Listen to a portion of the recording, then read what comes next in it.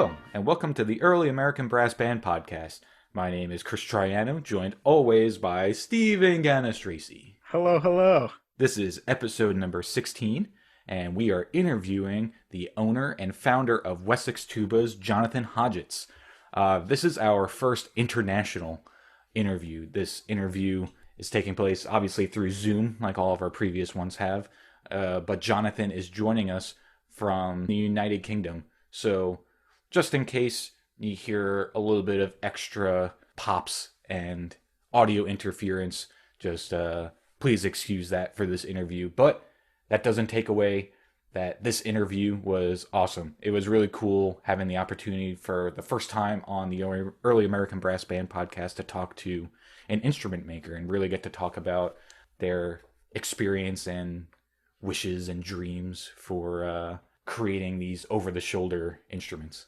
Yeah, I really know nothing about the process that you have to go through to design, prototype, and then produce an instrument. So it was great to pick his brain about that and hear what he has to say about the reason they are making some of these instruments. Because as we mentioned in the episode, they've kind of ventured into the, if you want to call it oddity instruments, or maybe the instruments of old that have fallen a little bit out of favor, like the ophicleide, chimbasso, which we know is a general term, but they still make the chimbassos, where the bell faces forward and the valves are in front of you. Ophicleides, things like that. So it was great to talk to him about kind of why they decided to go into that, and I think you'll enjoy those insights as well. I guess we can also kind of say that this episode features kind of a Wessex announcement. I don't know if they've announced their plans for future rollouts online anywhere else, but he at least gave us a little bit of insight as to what their next project is, which kind of relates directly to early American brass bands. So kind of cool for that. Hopefully you stick around and hear what that announcement is somewhere in the interview. Definitely. We can't thank Jonathan enough. He was very generous with his time and his insight. If you like what you're hearing on the podcast, come hang out with us on social media. We're on Facebook, Twitter, Instagram, and YouTube. We are working hard behind the scenes to push out some more exclusive YouTube content. So definitely subscribe to us over there so you make sure you don't miss anything. And here is our interview with Wessex owner and founder, Jonathan Hodgetts. Thanks for taking the time. I've never really spoken with someone who makes and designs instruments. So I'm really looking forward to this. Well, nice to see you, and thanks for your interest. Yeah, of course. Do you think maybe we could start off by maybe giving us a little bit of your musical background and kind of tell us a little bit of the journey leading up to what is now Wessex? Right. Well, it's quite a long journey, really. It really started when I was 12 years old. I was at school and I just wanted to join the school band. I realised there were certain advantages of it. And I just went along and joined the band. I wasn't quite sure what I was going to play initially. And the brass teacher thought I looked like a tuba player. So I was quite a big kid. So I was given the tuba. There you go. And that's how it all started. So I went through school playing and enjoyed it and got on quite well. I think I got on quite well with the tuba there. Then when I left school, I stopped playing for a couple of years with other interests and such like as teenagers have.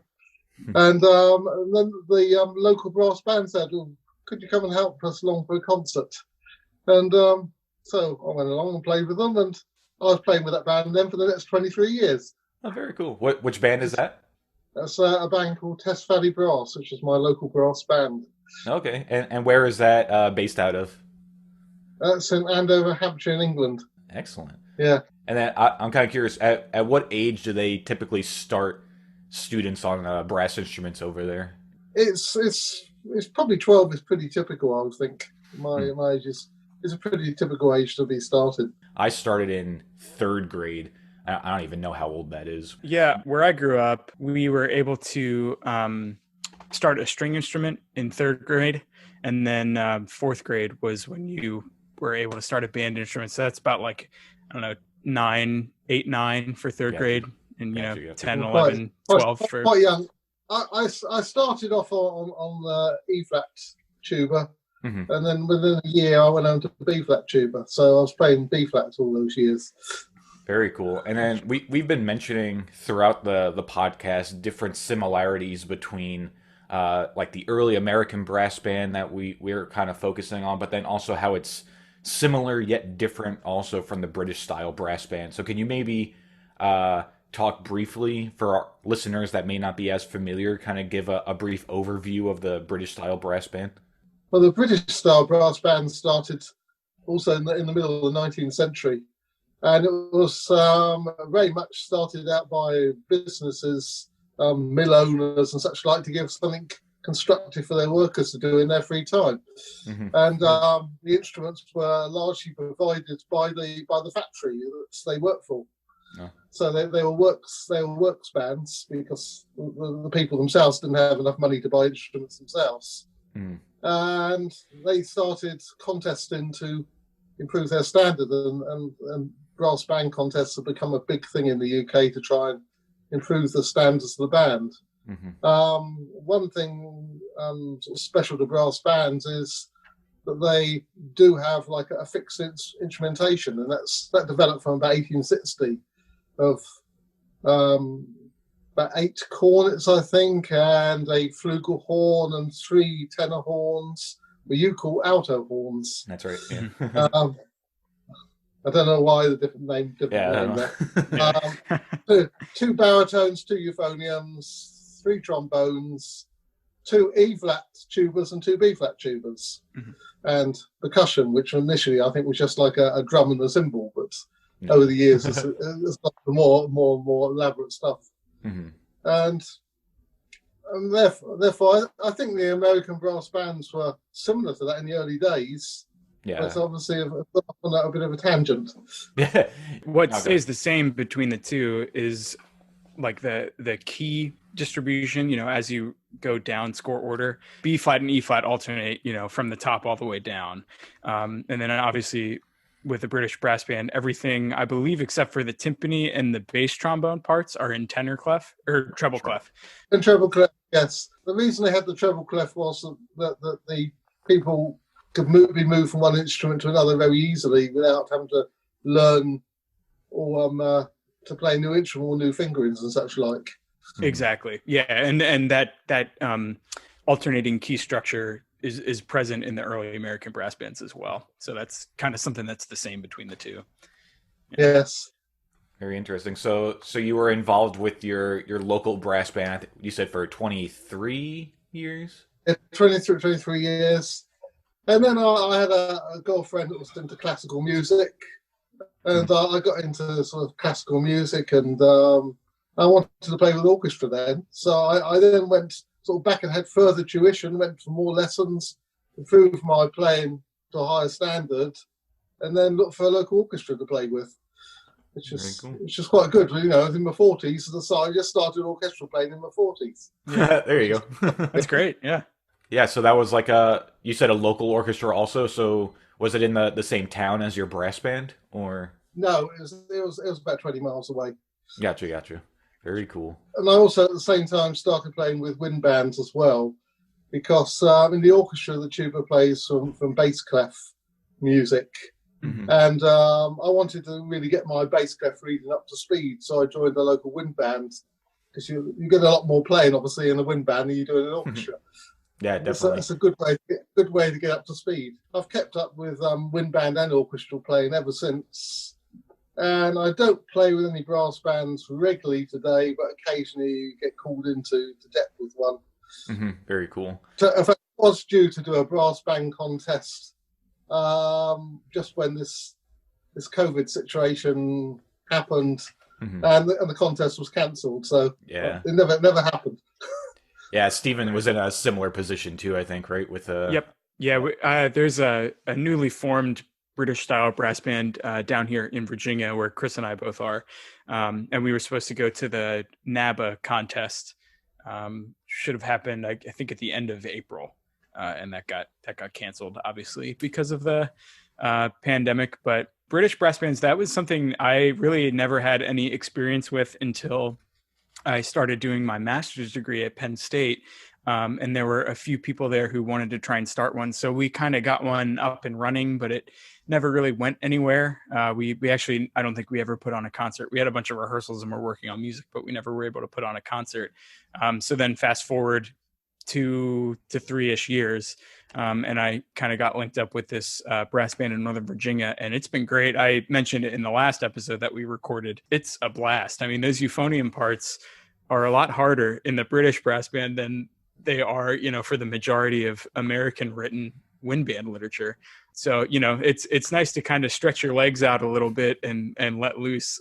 I think the brass band parts can be quite demanding, because you get parts that would have been given to, a clarinet, was given to a cornet, and so on, and it can be a lot more demanding parts. So they are real to play with. So yeah. I'm curious that you said you were playing with a wind band over there also. What's that community like, or what's the history like of wind bands over there? Because I had always kind of thought that the brass band was the dominating like classical music force. The wind bands over here are very much based on military bands. So it's like a military band instrumentation. Mm-hmm. And so I guess it's run like a military band, but not for the military, as it were. yeah, for sure. But I actually play with a couple of one is more of a military band. It's actually a police band. Okay. And so that's very much like a military setup. And I also play with another one, which is more like an American wind band, because we play a lot more of the sort of same sort of music as you do in the wind bands in the States. Gotcha. And our wind bands here tend to be typically a lot smaller than we usually have over there. When I've actually played in the States with a band, it seems to be like multiple tubas. Many as 7 tubas when I've played with a band. Yeah. Where here, they're lucky 1 or 2. yeah, that's hilarious. Was it while you were then playing with the local orchestra and everything that you then became interested in starting your own business, or was that something that was kind of like always in the back of your mind, or how did that start? It wasn't really in the back of my mind. I worked for my day job at the time. I was working for the Performing Rights Society, which is like you have in the state ASCAP. Sent the composer, published the music. Mm-hmm. So that was where I was working. And then I actually met and married a Chinese wife when I was about 50 years old.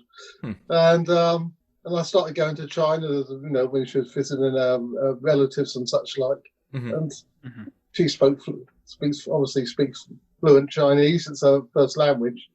And I had this idea, they can make brass instruments in China. I wonder if I could sort out getting brass instruments made.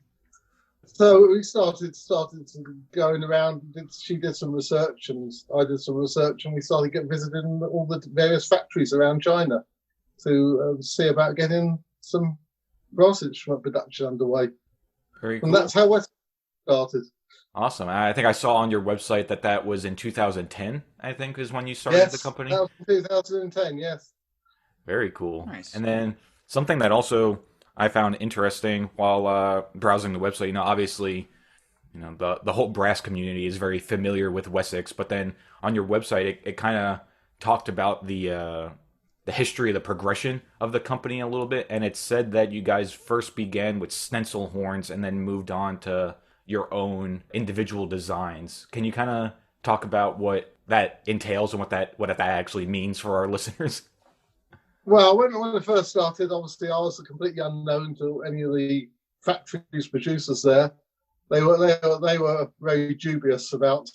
I expect they get lots of people from the West come in saying, "Will you make instruments for me or whatever?" And it doesn't go anywhere. Mm-hmm. So initially, they would not make anything special for me. All they would do was just sell me out their standard catalogs and stencil them. So that's how I started up. And it started off with just like 4 tubas arriving at a time on a pallet sort of thing. It's a very small operation, and me working from my back room in my spare time. And at the same time, I was still doing my day job. So it's almost started out like a hobby, a side bit. Yeah. Are you full time with Wessex now? Is that the full time company? Long since. But after a year, it had grown to enough that I was making more income from Wessex than I was from my official day job, and I dropped the day job, as it were, There you go. and concentrated to do Wessex full time. And it was shortly after that we started having an operation in the States as well. That's one of the things that was coming to light, was a large number of the sales were happening in the USA. When I started, I didn't know where the sales would be, but they've bit by bit become all over the world. Yeah, I think it's just the marketing and publicity I've done, and the fact that I'm actually sort of in contact with the musicians around the world. And you think that's why the market kind of grew in the United States, was just because of your connections with in the brass world? It may well have been, and all the contacts I'd made there, particularly through TubeNet, the sort of the tuba forum. I got to know lots of people there.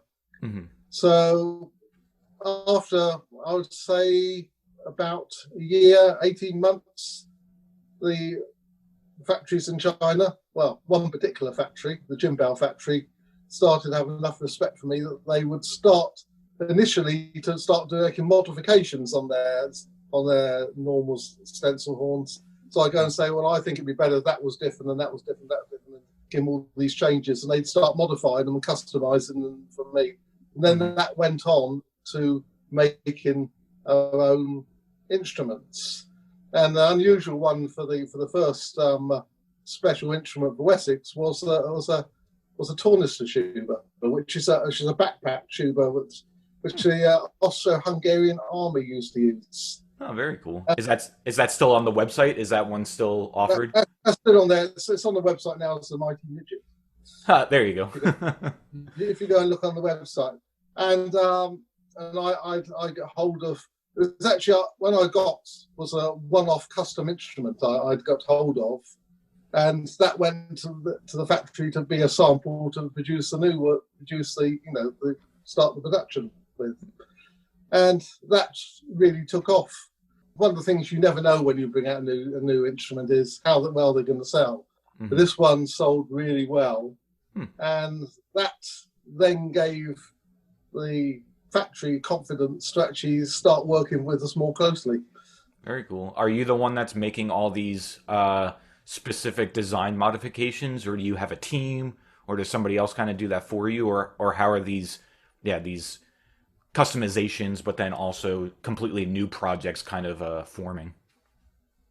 Well, it started off with me just working with the production manager in the factory to sort things out, but then I had a local man in the UK that was making his own instruments called Jim Langley. He helped me for a while, and a couple of instruments were made with his help. And then I had a nice chance meeting with Chuck Nichols, who's in the US Army Band Europe at the time. When I was at Frankfurt Music Fair, he sent me a message and said, I produced all these tubas, and I wondered if you might consider them to add to your range. So I went over there and with a couple of friends and professional players to try them out, and we were impressed how they played. And we decided to move forwards. And Chuck was soon afterwards invalided out the US military due to back injuries. And he joined working for me full time as my chief designer. Very cool. I think he's one of the best brass designers in the world. Yeah, that's fantastic. It's really fun going through your website and seeing all the wide variety of different types of instruments that you guys have for sale. It's really cool. I saw that there's like trumpets and cornets and alto horns on there too. Yeah, when tubas, like obviously my low brass is my first love, and that's what we started off with. But then I started getting people saying, "Well, couldn't you make this cornet or whatever French horn?" And so it was just like special requests from people. We started making them, and then found that there was a demand and people wanted to buy them, and and therefore they got added to the range. Yeah. There are some custom higher brass that we've had made as well, but we haven't done as much work on developments as we have the low brass. Mm-hmm. For sure. So all of these, what what I refer to in our document as oddities, kind of like the more out there instruments, those have mainly come from customer requests that you then went into research and development for and being able to create them. They have been customer requests, and I've also they're instruments that I saw that no one else was making, and I thought they should be available to players today to play if they want to. Mm-hmm. And one of the good things in China is that we're using what's the facilities of the biggest brass factory in the world. Mm-hmm.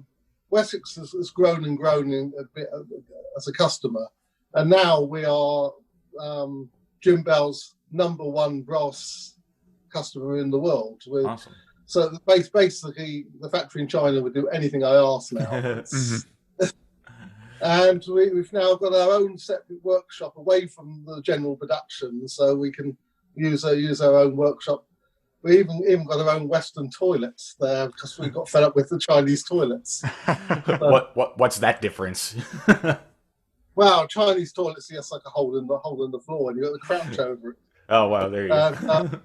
And we're there every 6 weeks, so we didn't want that. Yeah, So they had enough respect that they actually put in a Western toilet especially for us. There you go. That's how you know you've made it when your partners will install special toilets for you. Yes, exactly. So anyway, one of the advantages of using such a big factory is that they actually even do their own tooling as well. They got a separate department within the factory which makes up all the mandrels for production. So where most factories it'll be an external cost buy-in to get, say, a bell mandrel made. In this case, it's just a matter of sending the plans from one department to another, and then it's made. Very cool. So there's much more willingness to make unusual instruments, and it's much more affordable to make rare instruments than it is in most other factories.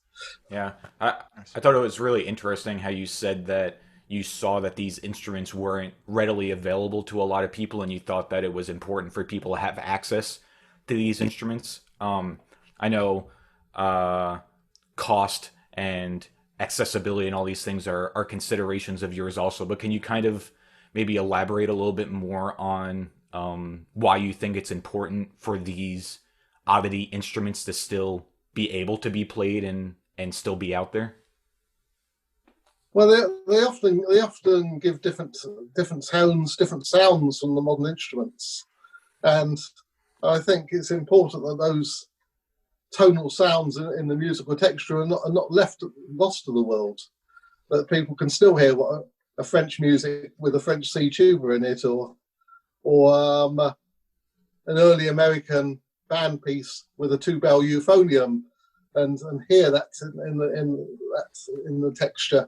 And of course, when it comes to the over-the-shoulder saxophone, it's a completely different sound to a modern tuba. Yeah, so I think it's quite important that these instruments are made. Mm-hmm, definitely. And those sounds are available, because otherwise all music becomes sounding the same from around the world, and you lose all that tonal variety. Mm-hmm, definitely. Stephen, you had posed a good question on our document in terms of timeline. Well, going back to what you said about the tooling in the factory, the tooling department being under the same roof, that actually my dad is a tool and die maker in the United States. He has been for forever, really. I think that's what he went to school for. So he would be very familiar with, making the mandrels and making all the tooling that goes into then producing the final product. But I was wondering, I have absolutely no idea what it takes to design an instrument. So I was wondering if maybe you could walk through like the timeline from designing an instrument to, prototyping and then having a product that you can then roll out for people to purchase. Right. Well, generally we start off by hand making a prototype. Okay.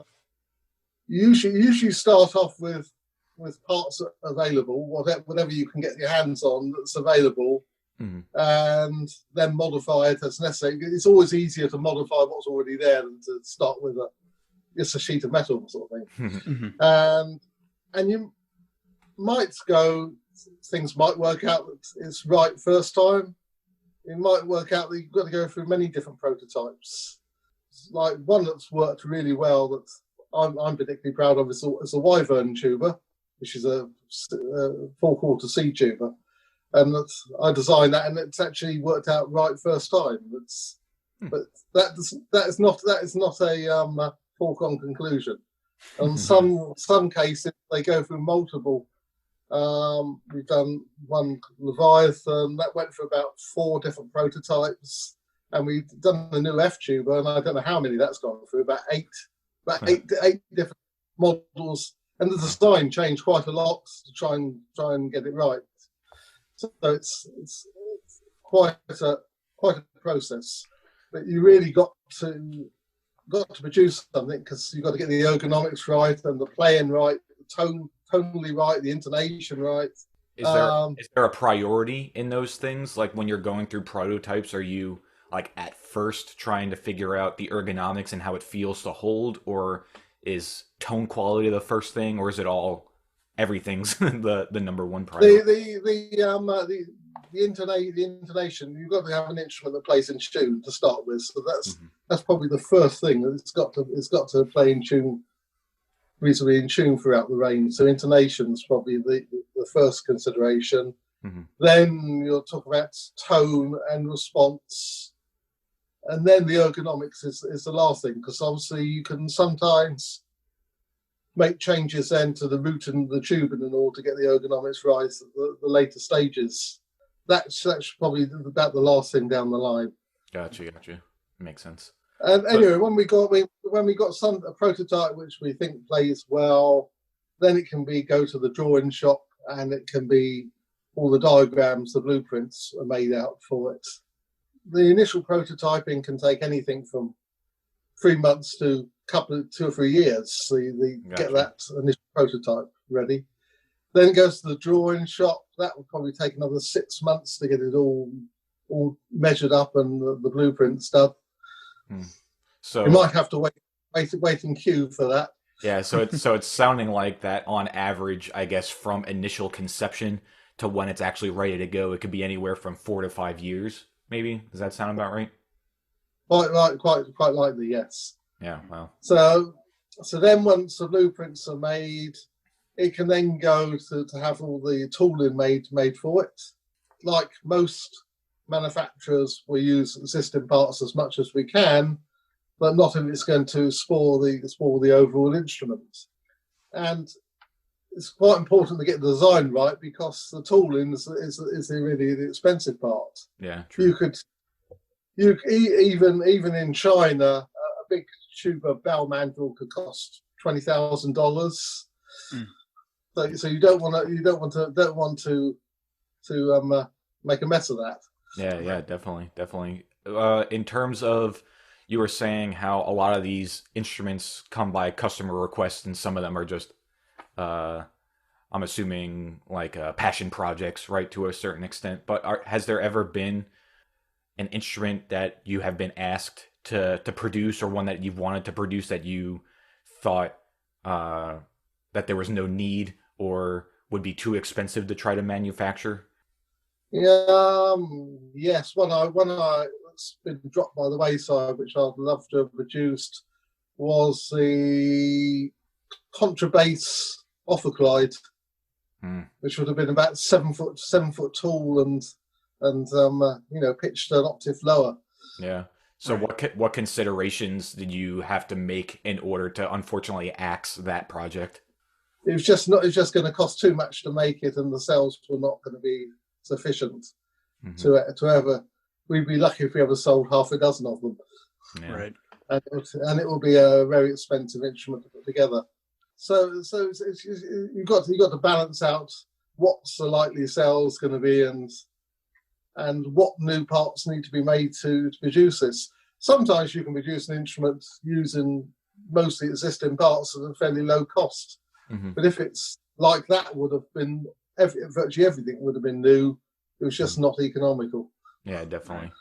You mentioned that one F tuba that went through a fair amount of prototyping, but is there another instrument that was particularly difficult to design, or have you run into any that maybe you've wanted to produce and this you think the sales might have been there, but it just ended up being, you know, too difficult or too time consuming to go through the development process?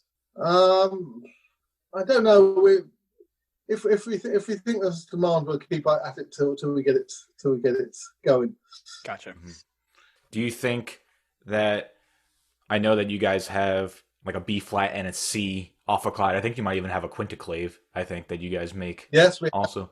Yeah, so with those, and then also with the E flat over the shoulder saxhorn, which we'll get into in a minute here. Knowing that those all exist, have you ever thought about expanding the families higher and maybe creating either keyed bugles or higher family members of the over the shoulder family? We have, I have thought about doing the whole range of the American Civil War band instruments. We really just got to see sufficient demand to do that. If I guess if we had sort of orders in for enough of them to start with, then we go ahead and make it. But at the moment, we haven't. Gotcha. And at the moment, there doesn't seem to be a demand. I'd like to try and promote the over-the-shoulder saxhorn more, and actually, I'd like to come and I think there's some gathering of Civil War bands at Gettysburg each November. I think Yep. So each November they do the Gettysburg Remembrance Day Parade, which is in commemoration of when Abraham Lincoln gave the Gettysburg Address following the Battle of Gettysburg.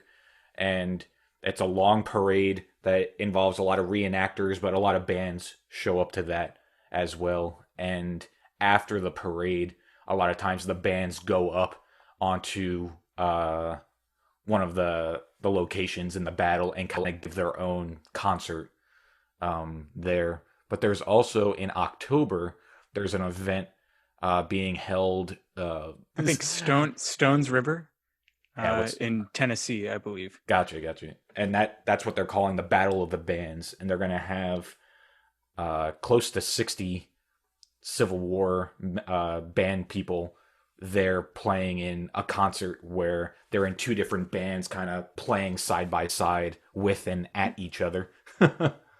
Yeah. But I obviously like to bring along one of our saxhorns or saxhorns to one of those events and let people try them and get the feedback and see what the interest is in making more things. Yeah, definitely. Steven and I saw the horn at iTech in 2019, and we got to play it a little bit, and we saw that there was a lot of excitement. You know, I thought a lot of people were playing it, you know, at the event. Now, granted, not a lot of them are going to be involved in Civil War era music, so it's kind of more of just a, oh, look what I get to play once kind of thing.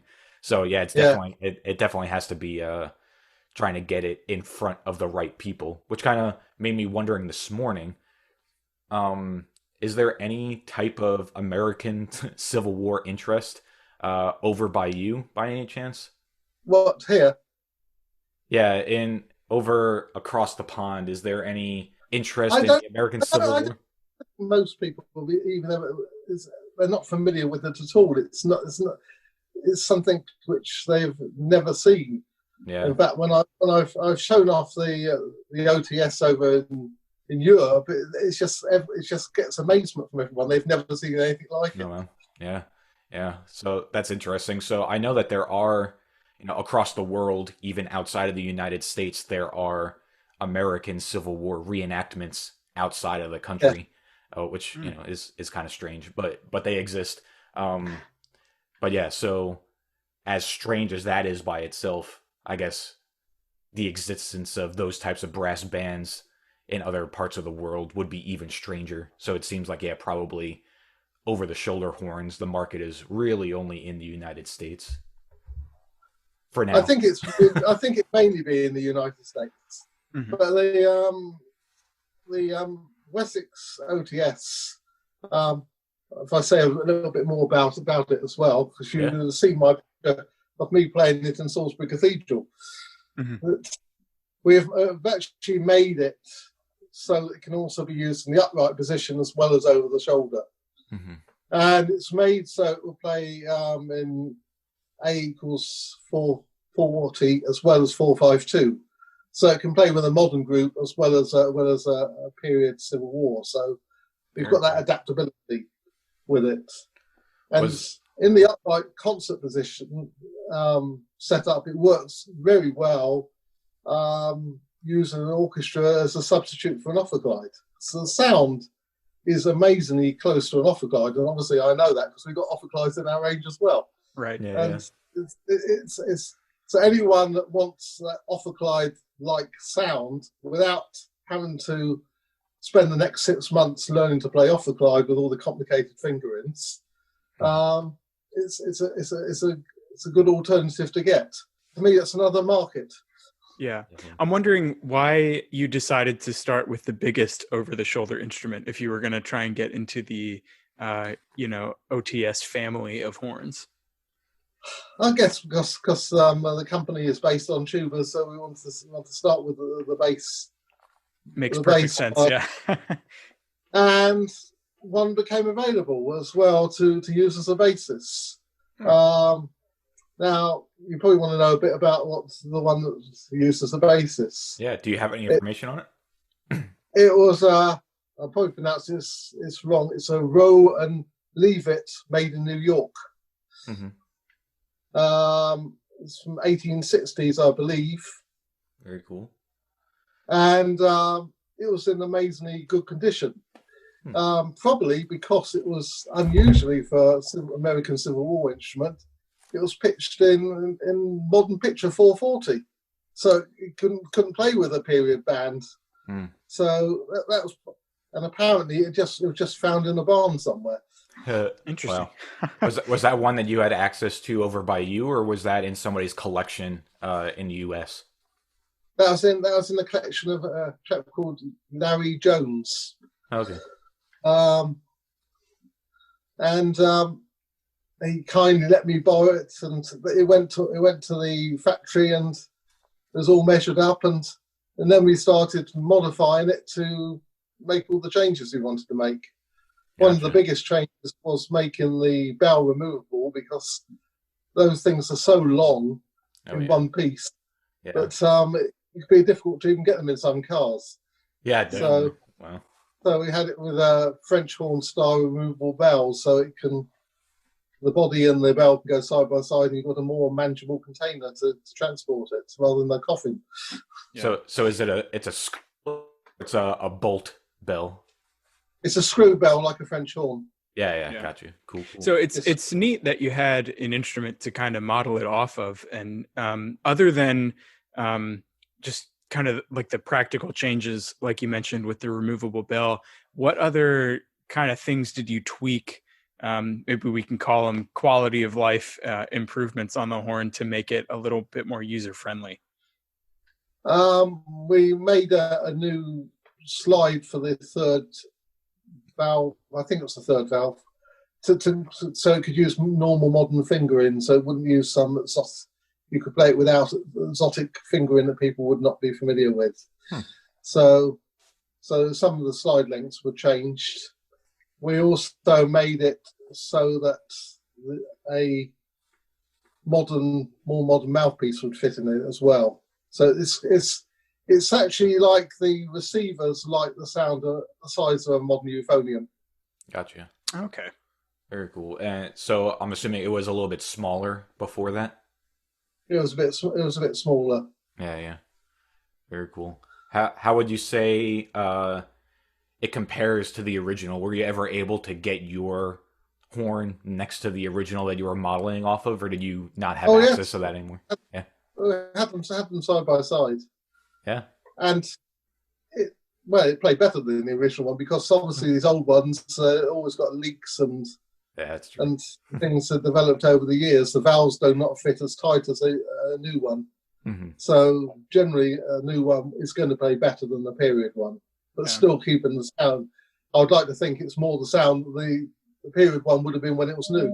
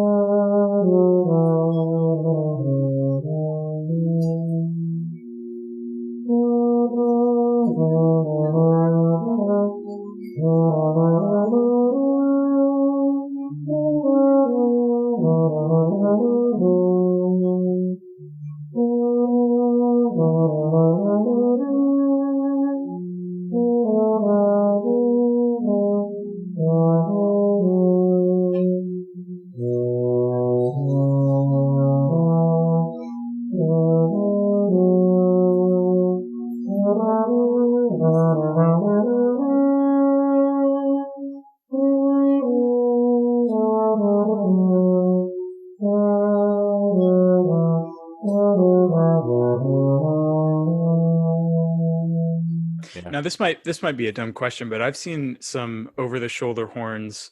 Well, I've seen them with both types of piston valves and rotor valves, and I don't remember after trying at iTech your over-the-shoulder. Is it rotor valve horn? It's rotary valve with the valves configured exactly the same as the original one. Okay. And we kept the string linkage as well to keep it period-like. But one quality of life improvements again was to make the spacing of the levers a bit closer together, because it was a bit of a reach to reach all the valves. Your hand was like sprayed out, so so we just made a bit of modification there to make it a bit better to hold and play. And I also noticed that your over the shoulder was 4 valves. Was the original a 4-valve instrument also? Yes, it was a 4-valve. And does the 4th valve function as a normal 4th valve does, like a flat 1 and 3 combination? Exactly. Yes. Very cool. Neat. That's awesome. So it sounds like you really tried to stick to, the model that you were not copying but basing off of, and then from the improvements that you made were just simply practical ones, that made the horn easier to play. Yeah.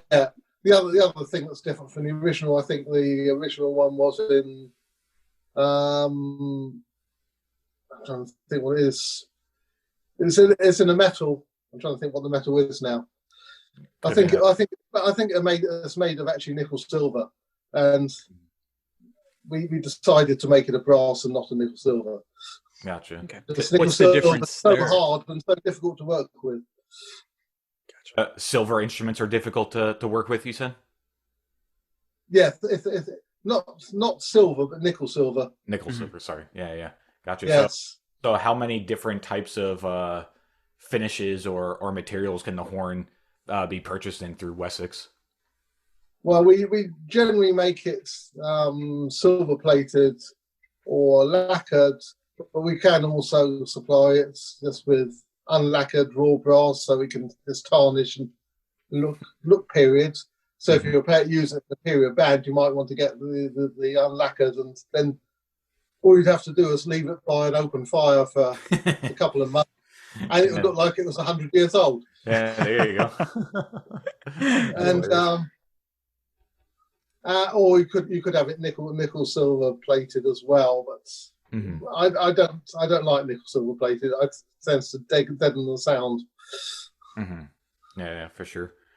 It's interesting that we were saying earlier how you wanted people to have access to all the oddity instruments like ophicleides and all the strange tubas and stuff. So your service of providing those instruments, was important. And I like how that carried over to this instrument as well, not only with your creation of the instrument, but then also, like we said, all the quality of life improvements and stuff. It seems like you're really going out of your way in a sense to make this an instrument that people can very easily get a hold of and also be able to play relatively easily. That's the idea. Yes. Yeah, I think just the simple act of producing the instruments is kind of encouraging these types of ensembles, because they're a good way to get into like what Chris was saying, kind of the oddity instruments, or the instruments that have fallen a little bit out of favor, but still are new enough that you can come across like ophicleide parts in an orchestra or something. Because, I mean, if you're looking to buy an authentic, in quotes, ophicleide, that was made a long time ago, that can be a sizable investment, and that's not going to be accessible to everybody. So just the simple fact of producing these instruments, improving them a little bit to make them a little more user friendly, I think is a great way to encourage these ensembles. And it's great that you guys are actively doing that, because it really fills a void that nobody other than Wessex has attempted to fill. And we like to keep a dialogue out with the people playing them, and try to make improvements whatever we can, to wherever possible. If there's a practical suggestion to make them better still, we will. Right. And but it's not a new instrument. It's made, and it stays like that necessarily forever. If we realise that something can be done to make it better still, we will make it better still. Mm-hmm. So it's like a process of continual development. Yeah. Prior to this interview, I called Mark Elrod, who, I'm not sure if you're familiar with Mark Elrod, but he's kind of the... I've visited Mark. I've been to his house and seen this wonderful collection. Yeah, so you've seen the cave then. Yeah, so I talked to him before this interview just to ask kind of what he knew about the history of reproductions in terms of tubas and stuff for over-the-shoulder instruments. And there's a number of very good handmade, private instrument makers kind of thing. But I asked Mark specifically if he knew of any other company that ever tried to reproduce these horns on any type of large scale like what you're doing, and he said no. So it's really cool that you guys are taking that step, because we talked about it in another interview, Stephen. I forget who it was with, but how a lot of these, we can use over-the-shoulder horns as the example, but a lot of these over-the-shoulder horns are becoming not playable anymore, or are going into instrument collectors' collections where they're not being played anymore. So the number of these instruments that are available to these bands to play is going down and down and down. So they'd be going to circulation. Someone buys it for collection. Yeah, exactly. Yeah. So there are still period horns out there, and some come on the market every once in a while for sale to be played. But at some point, that it could be a long time from now, it could be relatively soon, but there's going to be at some point where there aren't any more period instruments. Like we're not going to be able to. Did I freeze? No, not on my end. No, you're fine. Oh, okay. It looked like you froze. Yeah. How? I'd like to come to one of your gatherings and meet the people and speak to them, and I would be interested in making more of the range if there is the interest. Yeah, we would need a sample of a good instrument to actually use as a basis. Mm-hmm. But say probably the obvious next one would be euphonium. I'm not sure if you call it a euphonium in the Civil War band, or so the main. Yeah, the main over-the-shoulder in that voice range was the baritone, and then they also made the tenor horn, which was in the same octave. It was another 9-foot instrument, but it was kind of like a over-the-shoulder trombone almost. So same pitch but smaller bore. Correct. Yep. Mm-hmm. So you had tenor horn, and then baritone, and then you had B flat bass, and the bore got wider, which each of them, and the B flat bass was not super common. Not a lot of those were made, but the B flat bass, I guess you could say, was closest to the euphonium just because the bore was the widest, but the B flat bass functioned as playing the E flat part just up an octave. So it was kind of a boring part to play. But the the lively instrument in that voicing was the baritone. Yeah. Right. And kind of along the lines. Oh, sorry. Go ahead, Stephen. No, I was just going to say that, kind of a goal of this show is to kind of dive into the history of 19th century brass band music in America, because we've said it before, it's an interesting, snippet of time, from, the 1840s, 50s till like 1900 or so. And I think something that Chris and I both feel strongly about is that just as colleges in the US have, Baroque ensembles or Renaissance ensembles to study period music, there's really no reason that colleges shouldn't have, a 19th century American brass band. And that could be, if there's interest there, and if those ensembles and stuff start up and a university wants to buy a set, it seems like, if they would approach you guys and have enough interest, that this could be something where your reproductions kind of expand and then represent the whole family, and maybe we can get some of these horns into more people's hands, which I think would be great. Well, yeah, it's not only that we're making them available when they're not available otherwise, but we're making them available at the price that people can afford to buy, as for what's probably not they're going to be their principal instruments. It's not going to be the thing they're going to be playing every day, but it's like their secondary instrument. They don't want to invest $10,000 in it or whatever. They can. We're making it affordable as well. Yeah, right. Yeah. Well, like Stephen was just saying, like I was saying before, I think, we hope that this ensemble becomes an educational ensemble at the college level at some point, and like grows, and more of these bands start to exist. And like I was saying, as the period horns become less and less available because, they're getting put out of commission for various reasons, these schools and these bands are going to need instruments, so reproductions are definitely, what people are going to need, hopefully, if this type of ensemble takes off, Which it would be a great shame if that was lost, because that's part of the national culture. Mm-hmm. Yeah, definitely. Yeah, and so, I think those American brass bands, as much as the American culture, as the British brass bands in the British culture. Yeah. Or in Germany, they got their own wind bands and such like. But these are all distinctive sounds which need to be preserved. Yeah, definitely. Totally agree. Right. And speaking of German bands, I saw that you guys had some oval euphoniums and stuff and Kaiser horns that you guys make. Yeah, we do that well. And I played one of those at iTech, and I really enjoyed playing on it. It was fun. One of the oval euphoniums, or I'm not sure what the term you guys have for them is, but it was the oval shaped, baritone euphonium instrument. I thought it was a blast. So. And another one we are working on is a French saxophone, because their production is entirely stopped in France itself. We were actually approached by one of the bands in France to can we start making French saxophones, traditional French saxophones. So that's something else we'd like to add to our range. Oh, there you go. That would be awesome. That's over at the factory being measured up at the moment. That's cool. Great. So that's a little sneak peek of what's to come. What voicing do you guys have in mind for that saxophone? That'll be in B flats, like euphonium pitch. Gotcha. Very cool. That's awesome. Yeah. Can't wait to try that one. That would be cool. Yeah. Yes. So you'll probably see that at one of the conferences someday. Great.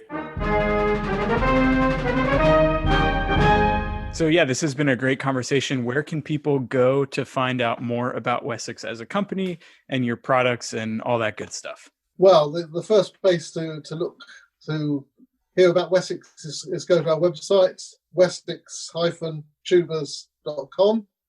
Go and have a good look on there, and you can see the full range with all exotic instruments as well as the mainstream ones. And visit our showroom in Chicago by appointment. You can call the number 616-843-6888 and make an appointment and go visit. And if you actually buy one there at the showroom or order one while you're there, you'll get a 10% discount as well. So because we offer that to help with your travel expenses to get to Chicago.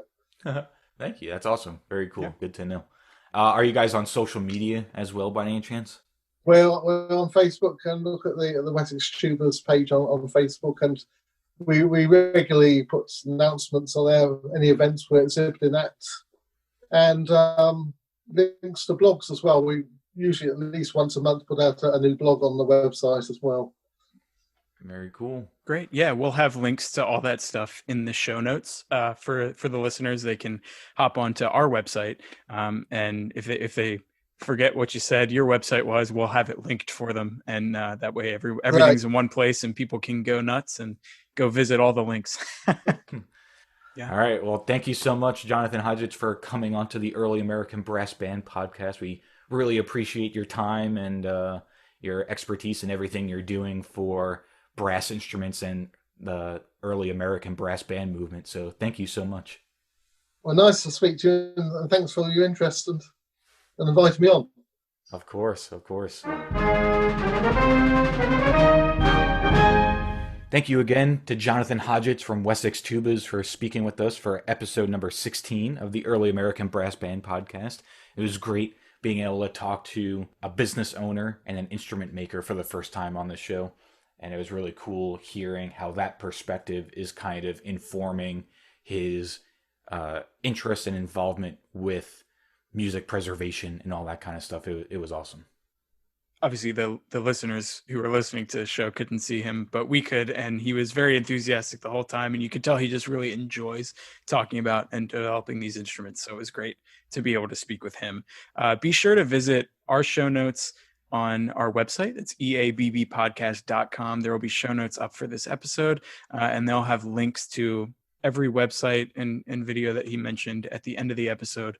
That way, if you're interested in any of the instruments they produce or getting in contact with them to maybe start a conversation about one they don't produce that you would like to see them prototype, you can contact them there. You can find all the links with their contact info. This episode's featured album is The Origin of the Species by the Wallace Collection. The Wallace Collection is a European brass group that released this album in 1996, which is subtitled Virtuoso Victorian Brass Music. They're from Wales, and it is a brass group led by John Wallace. They're very passionate about promoting the diverse world of brass music through performance and partnership, education, and innovation. The Origin of the Species includes a wide variety of brass music that's a little bit different from early American brass music, but played on period instruments, and it all sounds fantastic. So make sure you go over to our show notes for this episode on eabbpodcast.com, and make sure you check out our little write-up about the Wallace Collection's album on there. The Wallace Collection's album is also included on our discography page, which is located under the resource tab on our website, eabbpodcast.com, as well as a few other interesting resources that you can check out there. So please visit us there. Please visit us on our social media accounts. And anything else, Stephen? I think that wraps it up. Thanks for listening. We'll talk to you next Wednesday. Yeah, probably next Wednesday. Sounds good. Take care. Thank you.